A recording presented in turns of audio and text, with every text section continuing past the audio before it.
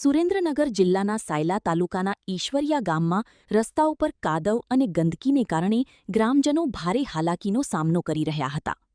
આ સમસ્યાને લઈને અગાઉ ગ્રામજનોએ ગ્રામ પંચાયત તેમજ ઉચ્ચ કક્ષાએ રજૂઆતો કરી હતી. બાદમાં આ મુદ્દો સમાચાર માધ્યમમાં પ્રસારિત થતાં તંત્ર હરકતમાં આવ્યું છે.